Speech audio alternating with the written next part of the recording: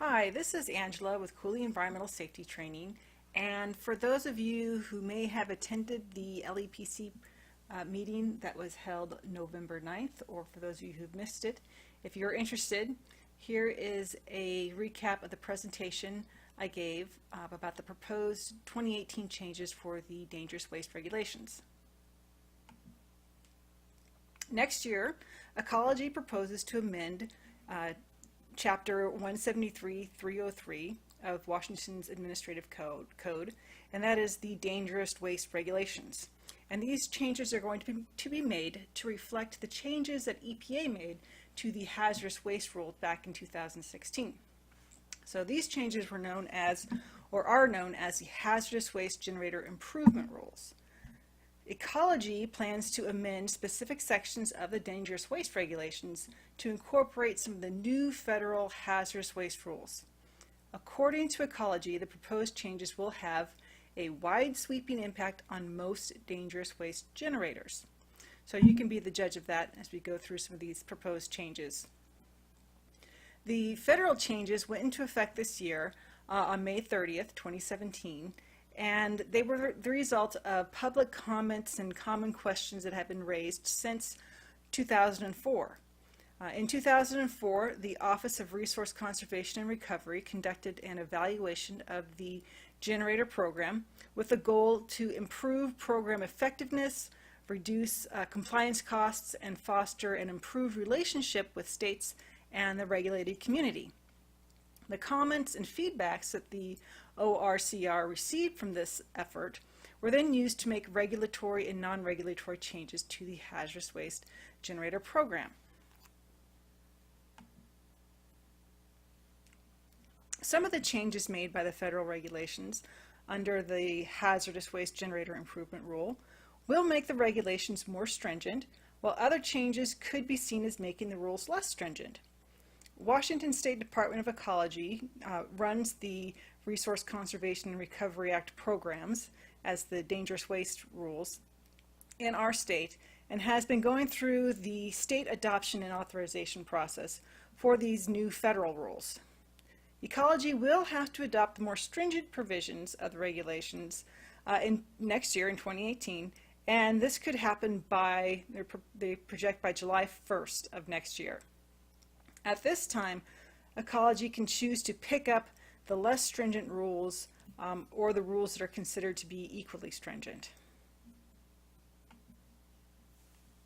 So some of the more stringent rules under the Hazardous Waste Generator Improvement Rule. That is listed on EPA's website as being the Small Quantity Generator Re-Notification Rule, the Identifying Hazards of Waste Being Accumulated and Labeling Rules, biennial reporting for whole year, not just months that a generator was a large quantity generator, and stricter definitions of the legitimate recycling rules, and then the requirement for a quick reference guide for contingency plans that are produced by new large quantity generators. The less stringent federal rules are the Very Small Quantity Generator Consolidation Program, the Episodic Generation Rules, and the Waiver from the 50-foot rule.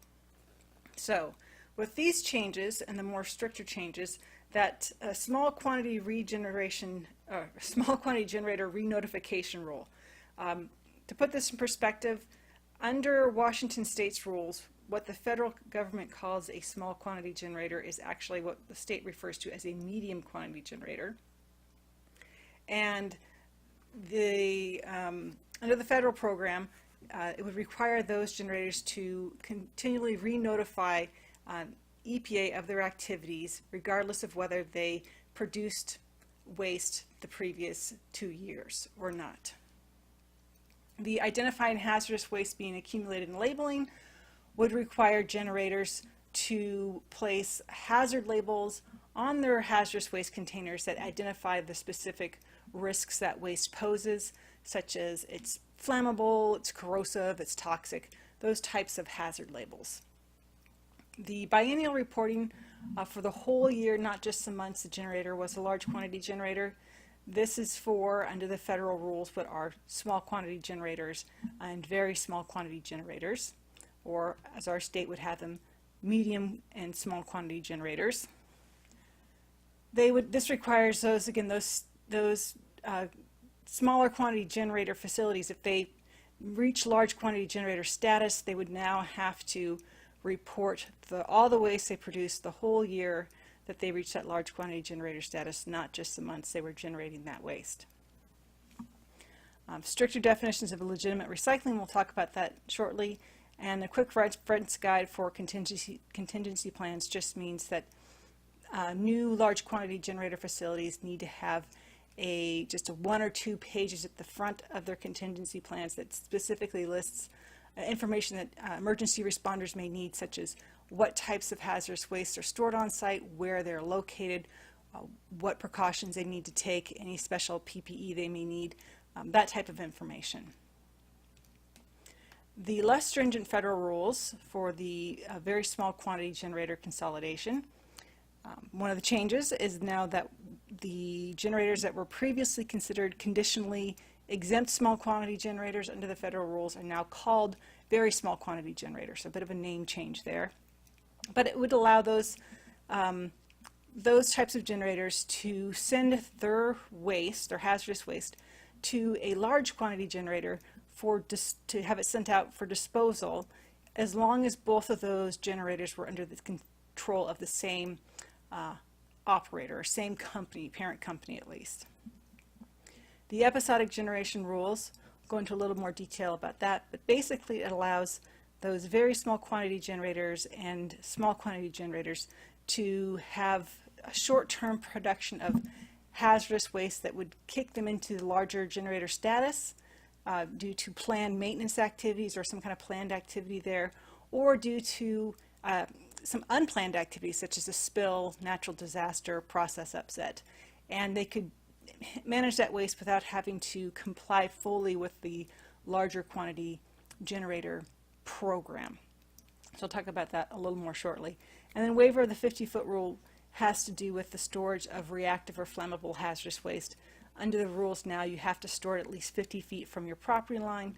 This would allow some generators to store it closer to their property line than 50 feet if they have approval from their fire departments to do so.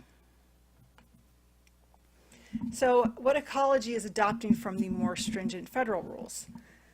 That's a small quantity generator re-notification rule that already exists in Washington. Anybody who has a site ID number and is a small quantity, medium quantity, or large quantity generator has to continually file a report with Ecology, even if they didn't generate any dangerous waste that year. You just need to file a report stating that. Identifying hazardous waste being accumulated and labeling. Again, that's another rule that already exists in Washington's regulations. All of your hazardous waste should be stored with a hazard label on it, in addition to the hazardous waste label itself and the accumulation start date. There should be some type of label that says this waste is either maybe flammable, toxic, corrosive, reactive, something along those lines, or it could be it's an environmental hazard. The biennial reporting for the whole year, not just the months of generator, was a large quantity generator. Again, that rule already exists in Washington State's dangerous waste rules. The stricter definition of legitimate recycling, Ecology has adopted that new rule and has added a section to the dangerous waste regulations that addresses this. It will be 173.303.019, legitimacy criteria for recycling materials. And they've also adopted the quick reference guide for the contingency plan, a quick reference guide for contingency plans for new large quantity generators. So Ecology's take on some of the less stringent federal rules. The very small quantity generator consolidation rule. Again, this allows large quantity generators to accept dangerous waste from a small quantity generator facility who is under, again, the same control of the same person, which means basically the same company owns both of those facilities. There are some labeling requirements that have to be met for that to occur, and also the large quantity generator must notify Ecology that they are receiving shipments of dangerous waste from their small quantity generator facility. Once that waste is received, it must be managed the same as its own waste it generates at the large quantity generator facility, and there needs to be maintained records on the shipment of that waste as well. And that's in order to make sure that once that waste was generated from its accumulation start date at the small quantity generator facility, that accumulation start date is held and it never exceeds the 90-day limits at the large quantity generator facility. And the large quantity generator also must consolidate that small quantity generator waste on their annual report as well. The small quantity generator and very small quantity generator episodic generation rule. Washington State is going to adopt this rule, not word for word as it is in the federal regulations. Under the federal regulations, the smaller quantity generators could have one planned and one unplanned episodic event each year. A planned event being, this would include tank cleanouts, short-term projects, the removal of excess chemical inventory for disposal at the facility. Unplanned event is one that's not planned or not expected to occur, such as a production process upset, product recalls, accidental spills, or what could be considered acts of nature, such as a tornado, a hurricane, earthquake, or flood.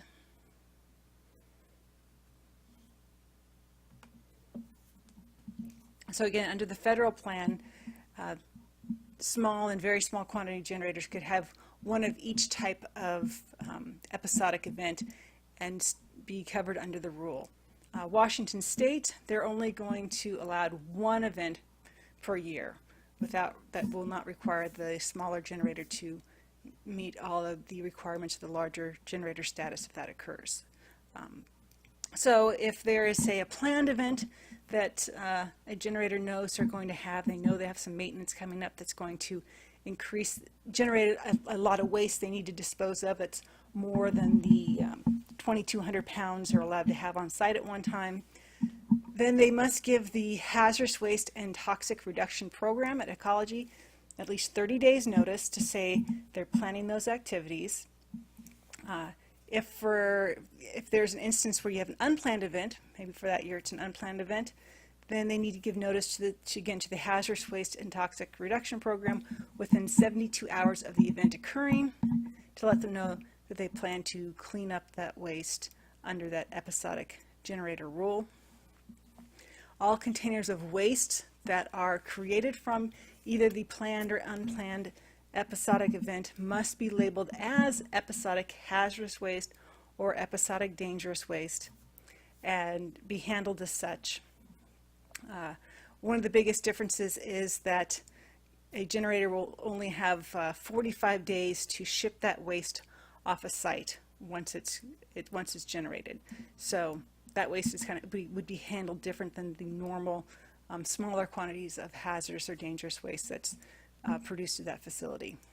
Also, any sites that want to take advantage of this program also need to have a site ID number in place already. The waiver from the 50-foot rule, Ecology is not going to change their rule they have on the books already. 173, 303, 630, Part 8A and B deals with that, and it basically states that flammable and reactive waste must be stored according to the National Fire Protection Association or as required by local fire codes, whichever one is more stringent.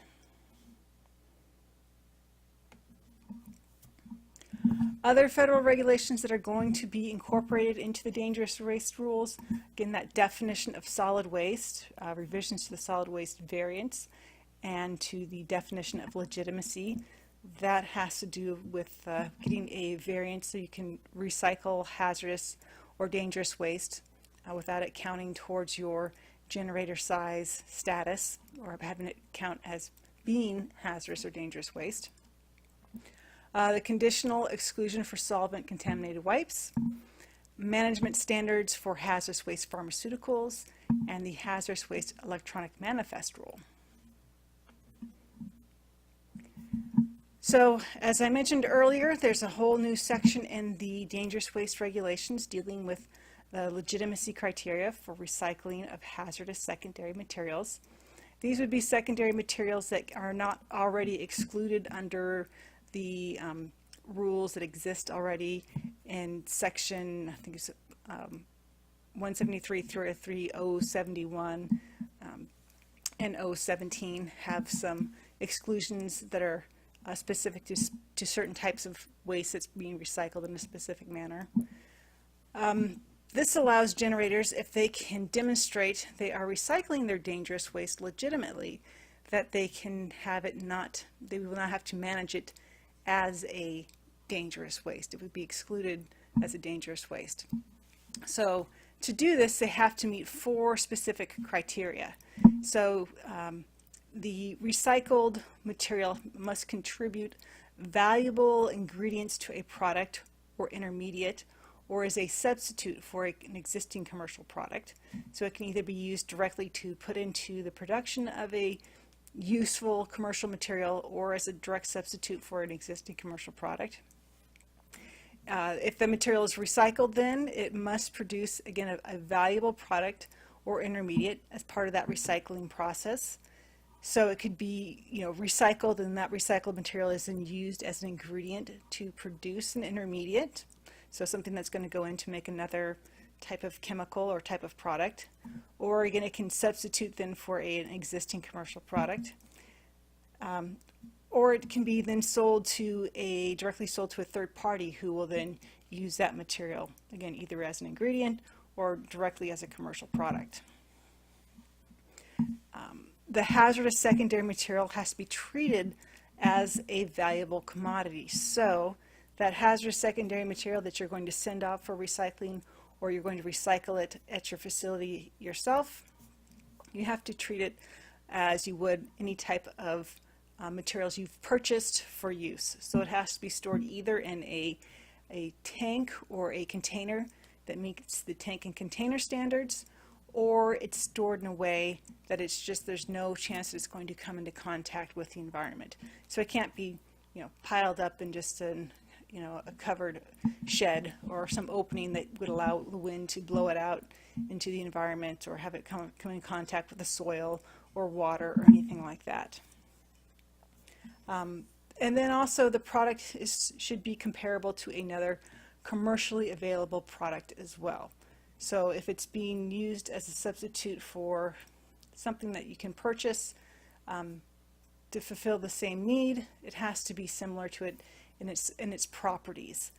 If there's nothing that is commercially available to it, then it just has to be shown that as it's being used and as it's recycled, it's not going to pose any potential harm to human health or the environment. Now, the solvent-contaminated wipes rule, that's a rule that EPA made changes, I believe, back in 2013, where they made any solvent-contaminated wipes, as long as they didn't contain trichloroethylene, and they were being laundered and recycled and sent back to the users for reuse, they were excluded from the hazardous waste rules. Likewise, if you had disposable wipes that contained only solvent that was not trichloroethylene, and it was not contaminated with any other materials that could cause that wipe to designate as a hazardous waste, it could be disposed of simply as solid waste. And again, it was excluded as a hazardous waste. It was just considered a solid waste. Washington State has not picked up that rule fully as it is under the federal regulations. They have adopted the solvent-contaminated wipes that are sent for cleaning and reuse portion of it, and they have now incorporated it into the dangerous waste regulations. It can be found in 173.303.017 Part 3 RR. And it basically states that if you are sending your rags off to be cleaned and reused, they are not subject to the dangerous waste regulations. Solvent-contaminated wipes that are going to be disposed of and not reused are still going to be considered dangerous waste, especially if there's a presence of trichloroethylene or any other type of material that could cause a dangerous waste designation. But they cannot be sent off they cannot be disposed of though still as a solid waste, say in regular trash. And this rule is incorporated into 173.303.017 Part 3 SS. So under the reusable towel rule, those towels that are sent for reuse are not considered solid waste.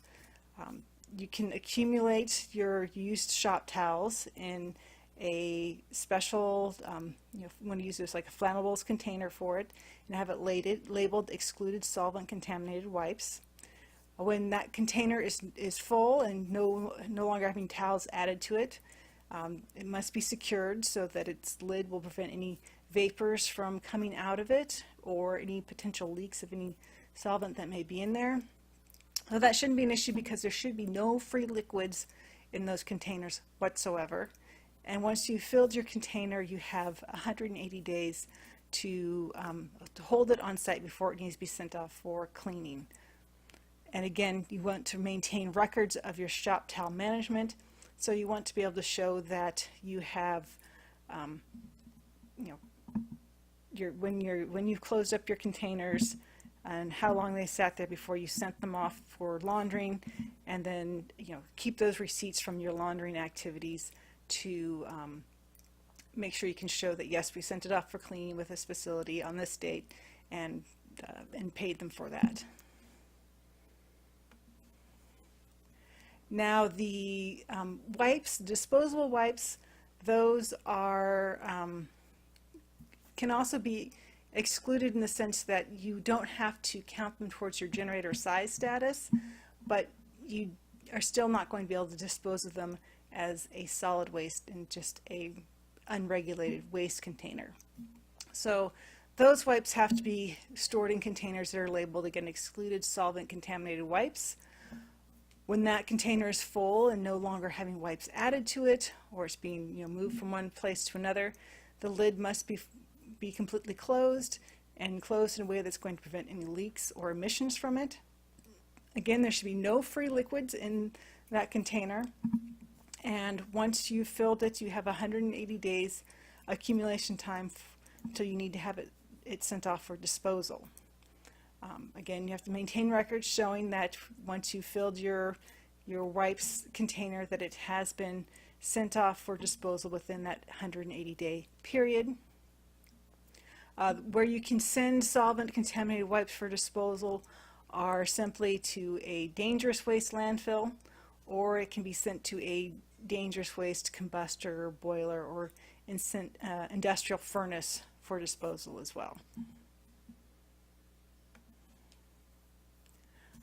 Another section of regulations that was added that may not affect, it's only going to really affect hospitals and long-term care facilities, is that now there's a section dealing with the special requirements for the management of dangerous waste pharmaceuticals. This will be section 173.303.555. Basically, EPA determined that pharmaceuticals can no longer be disposed of down through the sewer system, so no longer rinse down the sink or flush down a toilet. They have to be sent off for disposal at either a hazardous waste facility, or they can be incinerated, is another acceptable means of destroying them. That's the preferable means for dealing with them.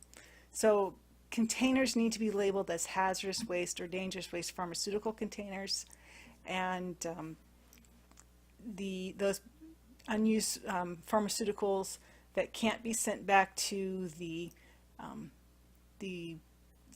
pharmacy or can't be sent back to the manufacturer for them to deal with, they have to be stored in those containers, and you have up to 1 year from the day the first medications were placed in those containers before they need to be sent for disposal. or sent back to the manufacturer or supplier.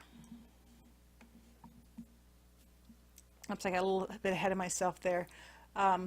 But disposal can be just, it doesn't need to be a dangerous waste or a hazardous waste incinerator that they go to. They can go to a municipal incinerator. That's a appropriate means for disposing of pharmaceuticals. Okay, the Electronic Hazardous Waste Manifest, that is scheduled to become available for generators and transporters June of next year. It's unclear if Ecology will still collect paper copies, or if you're going to have paper copies on hand for them to look at, or if it's just all going to be accessible through the e-manifest system. Hard copies will still need to be available to transporters. They'll need to keep a copy in their cab. The driver will need a copy in their cab with them. However, when they collect your hazardous waste, you can both have an electronic signature on the e-manifest, and that will carry through and be accessed then at the treatment and disposal facility when the shipment arrives there of the hazardous and dangerous waste. The e-manifest system will be a fee-based system. Who is going to pay for it or where that fee is collected has not been determined yet. EPA had proposed initially that the destination facilities pay the fee based on each, a fee per manifest. I believe Ecology, when I was reading through it, mentioned that fee would be collected from the generator. So the final decision about user fees should be made either basically at the end of this year or early 2018 as well.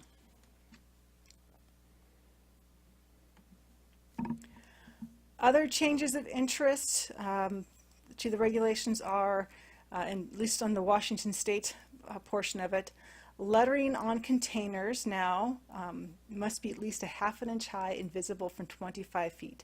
Now that lettering means on the hazard label on those containers. So the container should have, again, a label on them that shows the hazard associated with that waste, but it should also be written out in English as well: flammable, toxic, corrosive, reactive, marine pollutant. And that lettering should be at least 1/2 inch high so that it can be visible from 25 feet. Large quantity generators that have underground storage tanks of dangerous waste now have to have above ground posting as well, that there is dangerous waste being stored in tanks in that area, and that needs to state again that there's hazardous or dangerous waste stored underground there and what the hazards are associated with that waste, and that lettering needs to be legible from at least 50 feet away.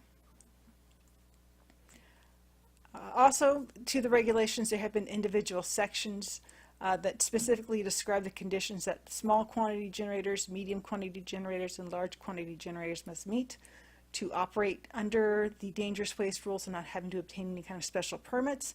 So that's been spelled out, it's been laid out to just make it easier for people to make those determinations. Previously, it's been kind of laid out throughout the regulations, and now it's more of just in one concise spot. You can take a look and read through it. There also is a section that was added for satellite accumulation area rules to make those easier for people to find and read through and see what the requirements are that they need to meet. Additionally, also, I didn't have it on the slide here, but it's worth mentioning, the treatment by generator rules. Those have also been added to the dangerous waste regulations. Previously, there really wasn't any language in the dangerous waste regulations around treatment by generator. Ecology had some supplemental material that they put out regarding that. So now that information has been incorporated into the dangerous waste regulations as well.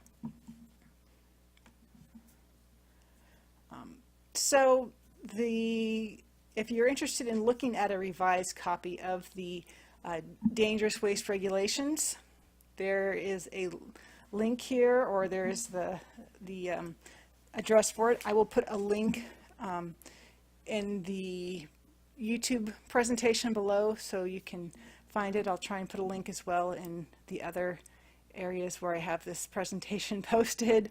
Also, if you have any questions or want any assistance with your dangerous and hazardous waste management, please feel free to reach out to me. You can send me an email, or you can give me a call as well. Number is on our website, wasteandsafety.com. And if you are in need of any training on dangerous waste management, we do have classes coming up. We have a dangerous waste management class in December, the 5th, 6th, and 7th, and then we have another full 3-day dangerous waste management course that's coming up in the near future too, early next year. That one is March 6th, 7th, and 8th. And if you don't need a full 3-day class and you're interested in a refresher class only, we have a 1-day refresher class in February 6th of 2018 as well. And again, if you have any questions about that, please feel free to reach out to me. All right, I thank you very much for your time, and look forward to perhaps speaking with you in the future.